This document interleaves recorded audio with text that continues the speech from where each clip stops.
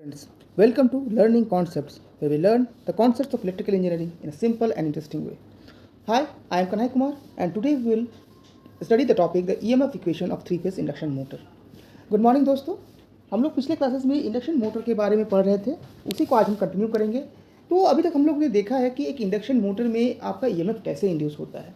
हम लोग आरएमएफ का कॉन्सेप्ट देखा, उसका स्पीड देखा, रोटर में जो ईएमएफ इंड्यूस हो उसका रोटर फ्रीक्वेंसी देखा, इतने सारी चीज़ हो गया। आज हमें पता करना होगा कि जो ईएमएफ इंड्यूस होगा वो कितना होगा, उसका इक्वेशंस क्या है और वो किस किस चीज़ पे आपका डिपेंड करेगा।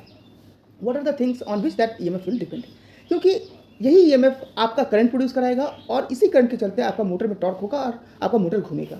दैट्स वाई ईएमएफ इक्वेशन बहुत ही इंपॉर्टेंट है। हाँ, ईएमएफ जो आपका इंडक्शन मोटर का है ये आउटपुट में कभी नहीं आता, ये आपका प्रोसेसिंग सिस्टम है, बीच में है। ठीक है, तो इसीलिए इसका जो भी डेरिवेशन वगैरह है ये नॉर्मली आपके एग्जाम्स में नहीं पूछा जाता है, लेकिन फिर भी इंपॉर्टेंट है क्योंकि इसी इक्वेशन से आप करंट निकालते हैं, पावर फैक्टर निकालते हैं, प्लस टॉर्क भी आप इसी से निकालते हैं। इसीलिए ईएमएफ इक्वेशन आपका बहुत ज़्यादा इंपॉर्टेंट है। नाउ ईएमएफ इक्वेशन जो होगा, ईएमएफ जो इंड्यूस होगा वो स्टेटर एंड रोटर दोनों में होगा। क्यों होगा? क्योंकि जब हम लोग थ्री फेज का सप्लाई इनपुट में देंगे, ठीक है, तो उसके चलते एक आरएमएफ आपका जनरेट होगा। ठीक है, आरएमएफ जो जनरेट होगा वो आपका एयर गैप में आपका रोटेट करेगा। ठीक है, नाउ ये जो आरएमएफ है इसको तो पता नहीं है कि कौन सा स्टेटर है कौन सा रोटर है, तो ये क्या करेगा, जब लिंक करेगा तो it will link both the stator coils as well as the rotor coils, दोनों को लिंक करेगा। स्टेटर कॉइल को भी लिंक करेगा और रोटर के कॉइल को भी लिंक करेगा। दैट मीन्स यहाँ पर भी आपका स्टेटर और rotor coil is link by the same magnetic field, जैसा कि आपका ट्रांसफार्मर में होता है। और इसी वजह से क्या होगा, यहाँ पर आपका दो ईएमएफ इंड्यूस होगा, एक स्टेटर में और एक रोटर में। ठीक है, तो स्टेटर में इंड्यूस ईएमएफ को हम लोग E1 कहेंगे और रोटर में जो ईएमएफ इंड्यूस होगा इसको E2 कहेंगे।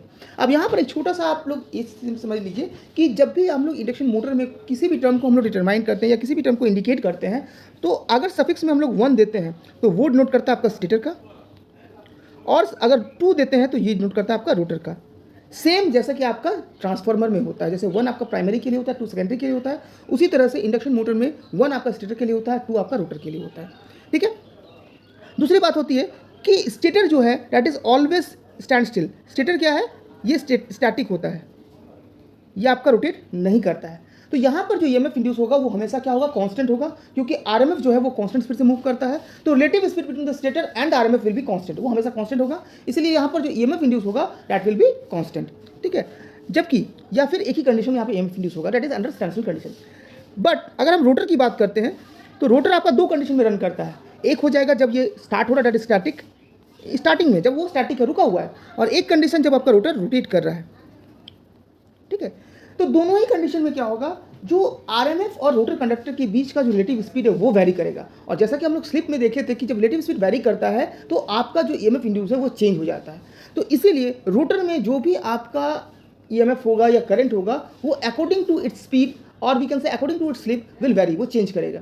इसीलिए रोटर में जब भी हम लोग कोई भी टर्म्स का निकालेंगे, कोई भी पैरामीटर निकालेंगे, तो 2 कंडीशन के लिए हम लोग निकालेंगे। एक हो जाएगा स्टैटिक कंडीशन जिसको हम लोग स्टैंडस्टिल कंडीशन भी कहते हैं, और दूसरा rotating condition that is running condition भी जिसको हम लोग कहते हैं। ठीक है, तो स्टेटर में जब भी होगा वो एक ही कंडीशन होगा, स्टैंडस्टिल कंडीशन, रोटर में आपका 2 कंडीशन होगा। अब दोनों कंडीशन को शो करने के लिए हम क्या कर सकते हैं, तो रोटर में जब भी रोटर का कोई भी टर्म को शो करेंगे तो हम लोग 2 लिखते हैं।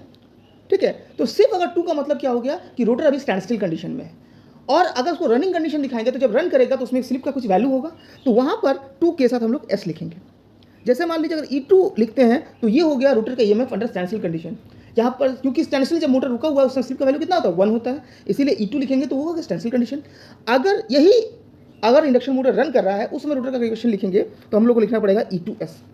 E2S नोट करता है कि मोटर अभी घूम रहा है और इस समय में जो स्लिप का वैल्यू है वो S है।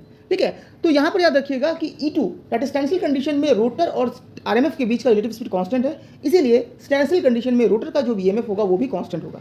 बट जब मोटर रन करेगा, रन करने समय मोटर का स्पीड कुछ भी हो सकता है, 0 से लेकर उसका मैक्सिमम स्पीड तक कुछ भी स्पीड में वो रन कर सकता है, इसीलिए हम लोग उसको फिक्स नहीं कर सकते कितनी स्पीड से रन कर रहा है। इसीलिए जो स्लिप का वैल्यू है वो चेंज कर सकता है, और इसीलिए अंडर रनिंग कंडीशन जो भी आपका पैरामीटर्स हो गए that will be taken as a variable term, उनको हम लोग क्या कर सकते हैं, एज अ वेरिएबल टर्म हम ट्रीट कर सकते हैं। क्लियर है? तो आज का जो टॉपिक है वो है EMF equation of induction motor under standstill condition या अंडर स्टैटिक कंडीशन। ठीक है, तो इस केस में क्या होगा कि आपका इंडक्शन मोटर का रोटर जो है वो जब स्टार्ट हो रहा है, मतलब रोटर अभी घूमना चालू नहीं किया है। तो लेट्स सी कि ईएमएफ इक्वेशन को हम लोग कैसे ड्राइव कर सकते हैं और किस किस पैरामीटर पे ये डिपेंड करता है। तो जनरली जो ईएमएफ इंड्यूस होता है किसी भी इंडक्शन मोटर में, चाहे वो स्टेटर हो या रोटर हो, दोनों में ही आपका Faraday's law of electromagnetic induction से होता है। दैट मीन्स जब रोटेटिंग मैग्नेटिक फील्ड कट करेगा तभी ईएमएफ होगा। ठीक है, तो ये जो ईएमएफ है वो दो चीज़ पे डिपेंड करेगा। पहला कि फ्लक्स का मैग्नीट्यूड क्या है, और ये फ्लक्स का मैग्नीट्यूड डिपेंड करेगा कि हम लोग सप्लाई में जो वोल्टेज दे रहे हैं उसका वैल्यू क्या है, सप्लाई में जो वोल्टेज दे रहे हैं उसका वैल्यू आपका क्या है। और दूसरा डिपेंड करेगा कि आपका रिलेटिव स्पीड क्या है आपका कंडक्टर और आरएमएफ के बीच, चाहे वो स्टेटर हो या रोटर हो, दोनों के बीच। तो यहाँ पर ये डिपेंड करेगा आरएमएफ का स्पीड पे, और रोटर के केस में, रोटर का रनिंग केस में ये डिपेंड करेगा आरएमएफ और रोटर का स्पीड दोनों के केस, दोनों में। ठीक है, तो लेट्स सी, सबसे पहले मान लेते हैं कि अभी मोटर मेरा रुका हुआ है और स्टैंडस्टिल कंडीशन में है, दैट इज मोटर अभी स्टार्ट नहीं हुआ है। तो इस कंडीशन में जो भी आरएमएफ है, आरएमएफ का स्पीड क्या हो जाएगा आपका एनएस आरपीएम हो जाएगा, that is synchronous speed. Rotor का स्पीड क्या हो जाएगा आपका 0, और स्टेटर तो पहले से स्टैटिक है, इसीलिए यहाँ पर जिस स्पीड से आपका आरएमएफ रोटर और स्टेटर कंडक्टर कट करेगा वो हो जाएगा आपका एनएस आरपीएम। ठीक है, इसके बाद V1 क्या है, सप्लाई अप्लाइड वोल्टेज, स्टेटर में जो वोल्टेज अप्लाई कर रहे हैं पर फेज वोल्टेज वो है। T1 है नंबर ऑफ टर्न्स, स्टेटर में कितना टर्न्स है T1, और number of turns in rotor is termed as T2। ठीक है, तो number of turns in the windings in series per phase is T। ठीक है, उसी तरह से T2 हो जाएगा रोटर में number of turns per phase. ठीक है, उसके बाद मान लेते हैं, उसके बाद P क्या है, number of stator poles, P क्या है, नंबर ऑफ स्टेटर पोल्स, और उन पोल्स में कितना फ्लक्स है per pole, that is phi is the stator flux per pole in Weber's. ठीक है, तो सिमिलर डेरिवेशन है जैसा हम लोग डीसी जनरेटर में किए थे, सेम डेरिवेशन है। ठीक है, नाउ जो भी मैग्नेटिक फ्लक्स कट होगा, मान लेते हैं एक बार आपका आरएमएफ रोटेट किया, एक बार जब रोटेट किया उस समय में कितना मैग्नेटिक फ्लक्स कट करेगा, तो जितना नंबर ऑफ पोल्स है इनटू मल्टीप्लाइड बाय 5। एक एक पोल में फ्लक्स कितना है आपका 5 है, टोटल नंबर ऑफ पोल्स कितना है P, तो टोटल फ्लक्स कितना हो जाएगा P5। अब एक बार जब आरएमएफ रोटेट करेगा तो हर एक कंडक्टर में P5 फ्लक्स ही आपका कट होगा, दैट इज P5 फ्लक्स ही आपका लिंक होगा, जो ऐसे यहाँ पर लिखा हुआ P5 वेबर्स। ठीक है, अब एक रोटेशन का टाइम कितना है, तो NS रोटेशन के लिए आपको लग रहा है 60 सेकंड, तो एक रोटेशन के लिए लगेगा 60/NS सेकंड। ठीक है, तो एक रोटेशन का टाइम कितना हो गया 60/NS सेकंड। अब हम लोग अगर Faraday's law of electromagnetic induction को जानते हैं, देखेंगे तो वहाँ पर क्या होता है, एवरेज ईएमएफ इंड्यूस का फॉर्मूला क्या होता है, एवरेज ईएमएफ इंड्यूस का फॉर्मूला होता है it is flux per unit time, that is flux cut by time taken. तो फ्लक्स टोटल कितना कट कर रहा है P5, और टाइम कितना हो रहा है 60/NS। इसको अगर पुट करेंगे तो यहाँ पर फॉर्मूला आ जाता है P5NS/60 वोल्ट्स। ठीक है, अब आगे बढ़ते हैं। अब हम लोग जानते हैं जो NS होता है दैट इज सिंक्रोनस स्पीड, उसका स्पीड कितना होता है 120 ऑफ F/P, ये हम लोग पहले पढ़े हैं। अब इसी वैल्यू को हम लोग इस इक्वेशन में पुट करते हैं, तो यहाँ पर आपका जो average EMF induce per conductor हो जाएगा वो 25F हो जाएगा, वो क्या हो जाएगा 25F। ठीक है, नाउ एवरेज को जब हम आरएमएस वैल्यू में चेंज करते हैं तो क्या होता है, तो आरएमएस बाय एवरेज होता है form factor. RMS by average क्या होता है आपका फॉर्म फैक्टर, लोगों को पता होगा कि RMS by average is equal to होता है फॉर्म फैक्टर, और इसका वैल्यू कितना होता है 1.11। तो अगर आरएमएस वैल्यू में चेंज करना है एवरेज वैल्यू को, तो 1.11 से एवरेज वैल्यू को मल्टीप्लाई करना पड़ेगा, तो वही हम लोग यहाँ पर किए हैं। It is RMS value of the EMF induce per conductor is 1.11 into 25F volts, that is 2.225F। ठीक है, अब तो ये तो हो गया एक कंडक्टर में कितना ईएमएफ इंड्यूस हुआ। हमारे पास एक कंडक्टर नहीं है, बहुत सारे कंडक्टर्स है, तो कंडक्टर्स कैसे निकालेंगे, कंडक्टर्स निकलेगा आपका नंबर ऑफ टर्न से। तो एक टर्न का मतलब क्या हो गया, हम लोग स्टार्टिंग किए, सामने सब गए, फिर पीछे साइड गए और फिर रिटर्न आए। That means in one turn आपका एक कंडक्टर फ्रंट साइड में आएगा, एक कंडक्टर बैक साइड में आएगा। That is for each turn number of conductors कितना हो जाएगा आपका 2, नंबर ऑफ कंडक्टर्स कितना हो जाएगा 2 हो जाएगा। तो अगर आपका टोटल नंबर टर्न्स T है तो कंडक्टर्स कितना हो जाएगा आपका 2T हो जाएगा। ठीक है, तो इसी वैल्यू को पुट करते हैं तो पूरे मशीन में कितना ईएमएफ इंड्यूस होगा, तो that will be equal to 2.225F into 2T, that is 4.445T। Clear है, तो ये हो गया आपका ईएमएफ इंड्यूस्ड। नाउ जब मशीन में हम वाइंडिंग करते हैं तो कुछ वाइंडिंग फैक्टर्स आता है। ठीक है, कुछ वाइंडिंग फैक्टर्स आता है जो डिपेंड करता है कि आपने वाइंडिंग कैसा किया है। उसमें जैसे आता है पिच फैक्टर, जहाँ पर हम लोग लॉन्ग पिच करते हैं कि शॉर्ट पिच कर रहे हैं कि फुल पिच कर रहे हैं। फिर आपका कॉर्डिंग फैक्टर आता है, जहाँ पर हम कॉयल को शॉर्ट किए तो कितना एंगल से शॉर्ट किए, लॉन्ग किए तो कितना एंगल से लॉन्ग किए, वहाँ पर कंसंट्रेटेड वाइंडिंग किए कि डिस्ट्रीब्यूटेड वाइंडिंग किए, अकॉर्डिंगली आपका जो ईएमएफ का वैल्यू चेंज होता है। तो ये जो आपका वाइंडिंग फैक्टर्स है, इसके बारे में मैं एक डिटेल्स वीडियो आपको बना दूंगा। फिलहाल की याद रखिए कि इस वाइंडिंग फैक्टर के आधार पे भी आपका ईएमएफ का वैल्यू डिपेंड करता है। तो इनको अगर कंसीडर करेंगे तो यहाँ पर ईएमएफ का इक्वेशन हो जाएगा E = 4.44 kW/F इंटू T। ठीक है, वहाँ पर KW क्या है वाइंडिंग फैक्टर, और KW में आपका दो टर्म आता है, that is your KD and KP। KD क्या है आपका डिस्ट्रीब्यूशन फैक्टर और KP क्या है आपका पिच फैक्टर। तो that means EMF induced in the machine is equal to 4.44 KP KD into 5FT। ठीक है, अभी यहाँ पर देखिए कि सेम फ्लक्स आपका स्टेटर को भी लिंक कर रहा है, रोटर को भी लिंक कर रहा है, इसलिए यहाँ पर फाई का वैल्यू क्या होगा, सेम हो जाएगा।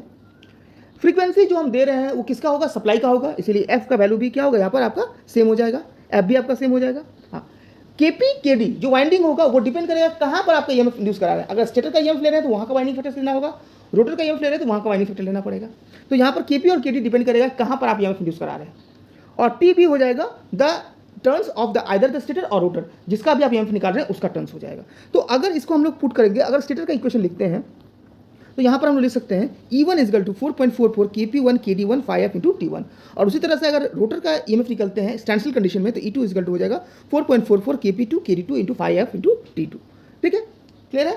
अब अगर हम लोग दोनों इक्वेशन को डिवाइड करते हैं और KW जो कि कांस्टेंट टर्म है इसको हम हटा देते हैं, इसे कांस्टेंट टर्म, तो यहाँ पर आ जाएगा E2 by E1 is equal to T2 by T1, E2 by E1 is equal to T2 by T1। Same equation जैसा कि आपका ट्रांसफार्मर में आता है, इस फॉर्मूला को हम लोग क्या कहते हैं, ट्रांसफॉर्मेशन रेशियो।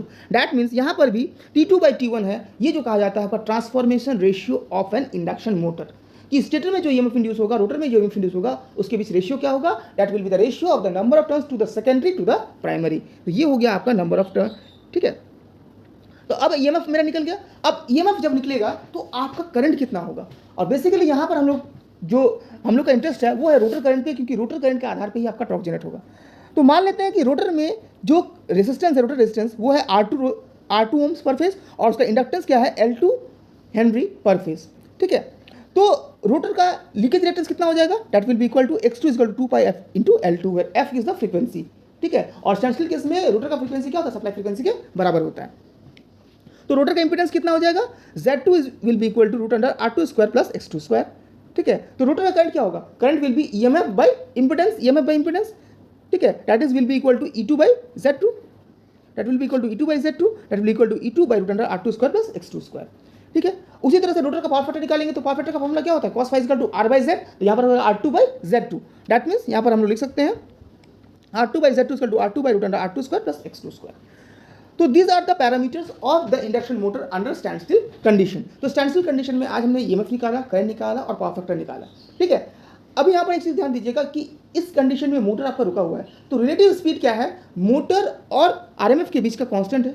ठीक है, जो हम लोग सप्लाई किए हैं, सप्लाई का वोल्टेज हम लोग फिक्स रखते हैं, तो इसलिए सप्लाई का मैग्नीट्यूड भी कांस्टेंट है।